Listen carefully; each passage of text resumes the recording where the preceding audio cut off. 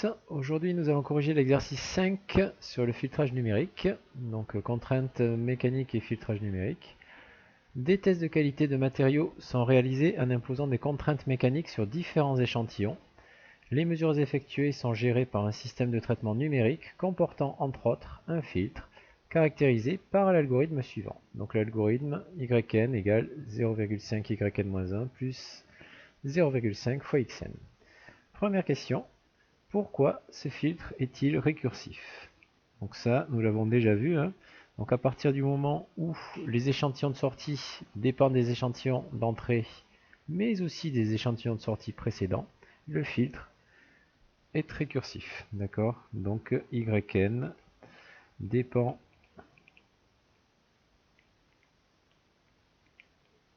des échantillons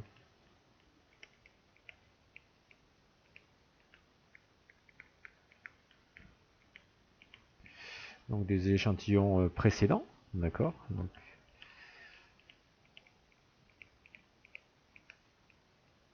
Donc yn-1. Et donc c'est à partir de ceci que l'on peut dire que le filtre est récursif.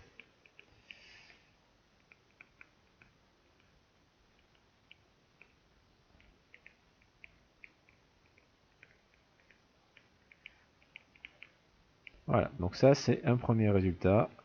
Le filtre, effectivement, il est récursif.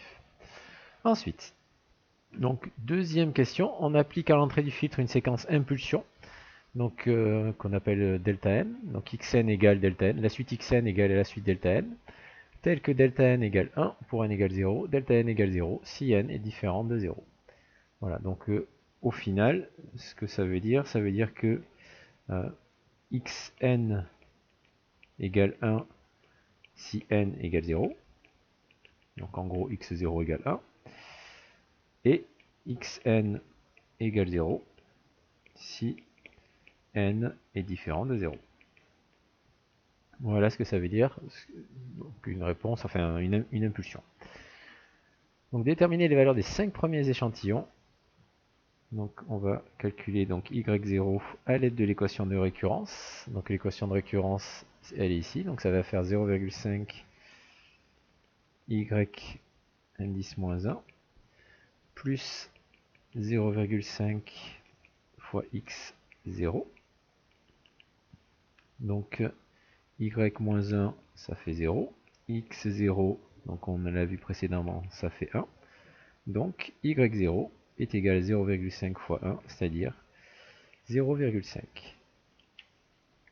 Ensuite y1, donc y1 est égal donc à 0,5 fois y0 plus 0,5 fois x1.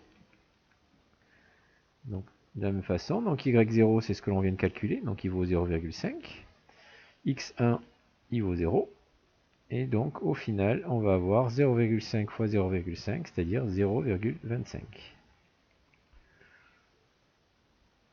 On continue, donc on vous demande les 5 premiers échantillons, donc y2 qui est égal à 0,5 fois y1 plus 0,5 fois x2. Donc y1, on vient de le calculer, il vaut 0,25. x2 vaut 0. Donc au final, nous allons trouver 0,5 fois 0,25, donc ça fait 0,125. Ensuite, y3, donc de la même façon, égale 0,5 fois y2 plus 0,5 fois x3. Donc y2, on vient de le calculer, c'est 0,125. x3 vaut 0. Donc au final, nous allons trouver 0,5 fois 0,125. Donc on va trouver 0,0625. Et donc l'échantillon y4, c'est le cinquième, donc 0,5 x3, y3 plus 0,5 x4. Donc y3, donc ça fait 0,0625. x4 vaut 0. Donc au final, nous trouvons la moitié de 0,0625. Et donc ça fait 0,03125. Voilà, donc la suite, donc on déterminer les valeurs des 5 premiers échantillons, y0, y1, y2 et y4, y3.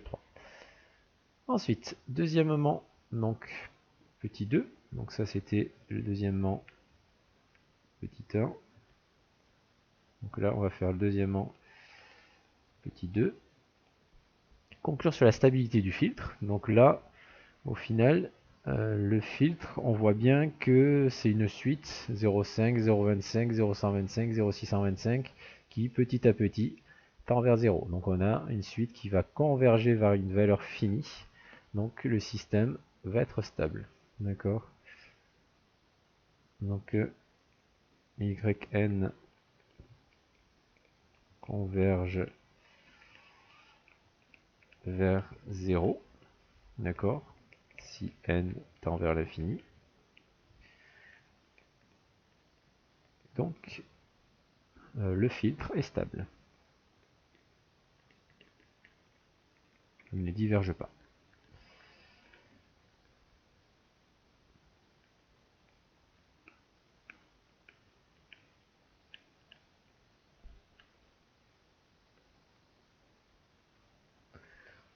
Voilà. Ensuite, donc troisièmement, on applique à l'entrée du filtre une séquence échelon unité, donc xn égale un, donc tel que un égale 1 si n est positif, supérieur ou égal à 0, un égale 0 lorsque n est strictement inférieur à 0. Donc là, on vous demande de déterminer les 7 premiers échantillons. Donc déjà, dès le départ, il va falloir poser un petit peu xn, hein. Donc c'est xn qui sera égal à 1 si n est supérieur ou égal à 0. Et donc xn égale 0 si n est strictement inférieur à 0. Donc ça correspond à la séquence échelon unité. Voilà, donc 3 petits 1. Déterminer les valeurs des 7 premiers échantillons. Donc les 7 premiers échantillons, bon, on va essayer de faire le calcul. Donc on va faire comme tout à l'heure. Donc y0, donc y0, à partir de l'équation de récurrence, donc qui est ici. Donc ça va faire 0,5 y de 0 moins 1, c'est-à-dire y de moins 1 plus 0,5 fois x0. Donc ici, on va avoir 0. x0 va valoir 1. Donc y0 est égal à 0,5 fois 1, c'est-à-dire 0,5. Ensuite, y1. Donc y1, toujours la même chose. Donc 0,5 fois y0 plus 0,5 fois x1. Donc là, cette fois, contrairement à l'impulsion, on a un échelon d'entrée. Donc y0, on a notre 0,5 et y1 va être égal à 1. Donc si on fait le calcul, on va trouver 0,75. y2. Donc y2, pareil. Donc ça fait 0,5 y1 plus 0,5 x2. Donc si on fait le calcul, donc là, on va avoir toujours pareil. Donc y1 c'est 0,75. x2 c'est 1. Et donc vous allez trouver 0,875. Donc en gros, il va falloir faire 0,5 fois l'échantillon précédent, plus 0,5 fois 1 à chaque fois. Donc si on fait le reste des calculs, donc 0,5 fois y2 plus 0,5 fois x3, donc pour y3, nous allons trouver 0,9375. Pour y4, donc ça fait 0,5 y3 plus 0,5 x4.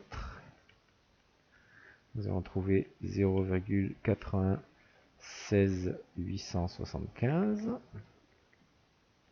Y5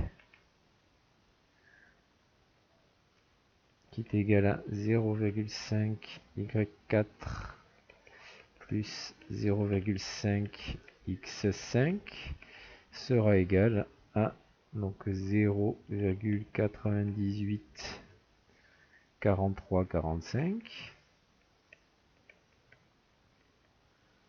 43 peut-être non, 75 pardon.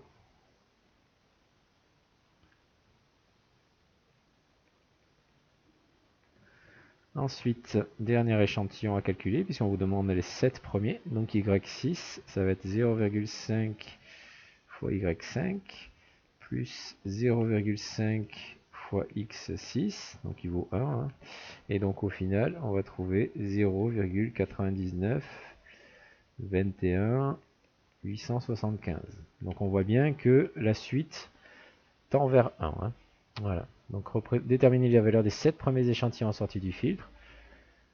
Représenter sa réponse indicielle, d'accord, et en déduire sa nature. Voilà, donc la réponse indicielle, donc je vais la représenter.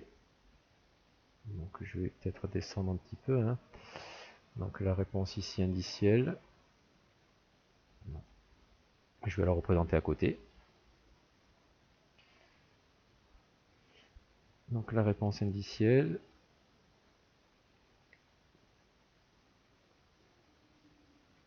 donc pour n égale, on va dire 1, 2,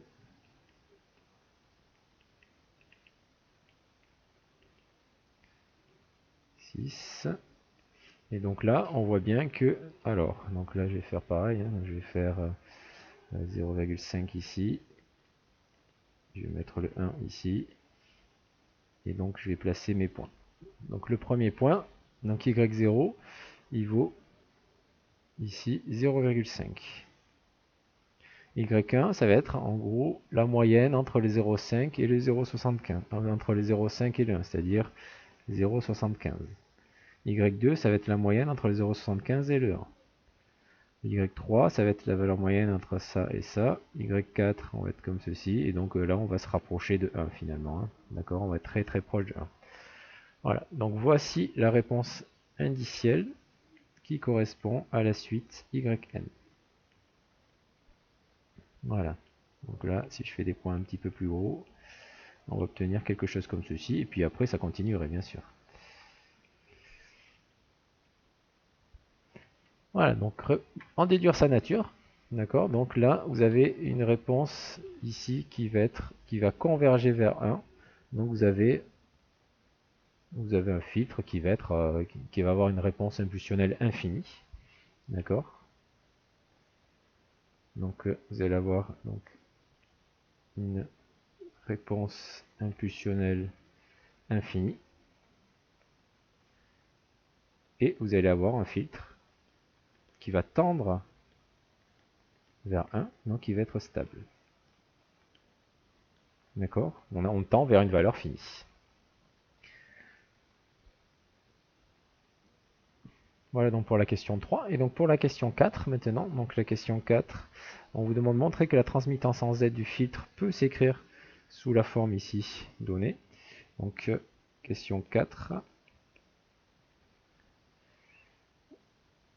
On va partir de l'équation de récurrence. Donc l'équation de récurrence c'est Yn qui est égal à 0,5 Yn-1 plus 0,5 Xn. Donc si je fais la transformée en Z de ceci,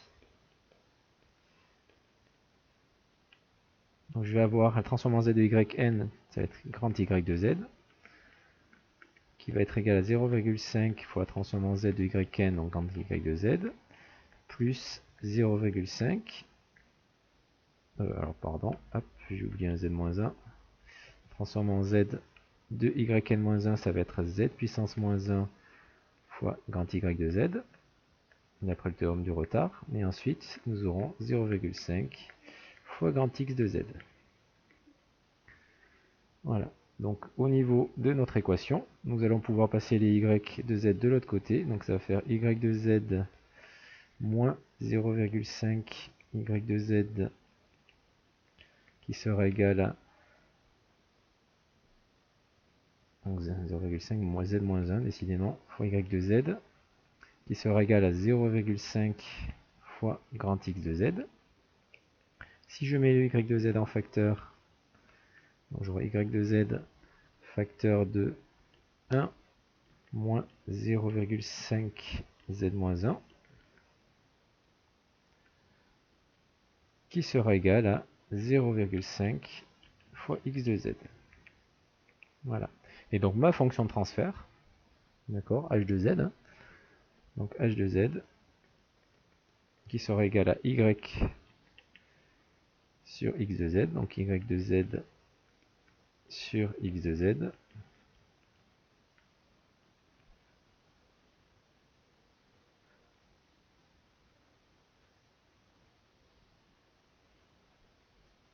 qui sera égal donc à 0,5 divisé par 1 moins 0,5 z moins 1. Je vais attendre que ça me rattrape un petit peu, hein.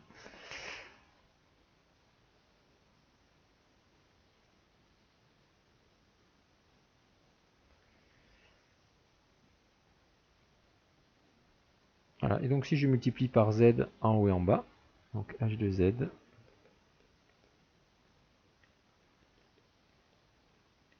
sera égal à 0,5 fois z divisé par z moins 0,5.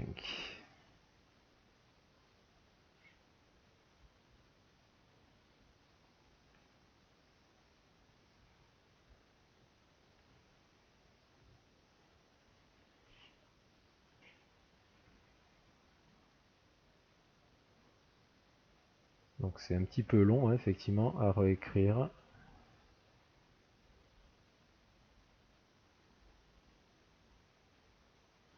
Mais bon, voilà. Donc on trouve h de z qui est bien égal à 0,5 fois z divisé par z moins 0,5.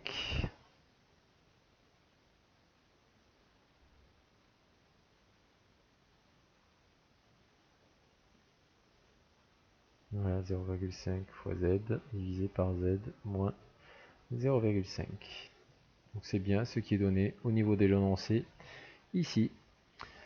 Voilà, merci de m'avoir écouté et à très bientôt pour une nouvelle correction, une nouvelle vidéo.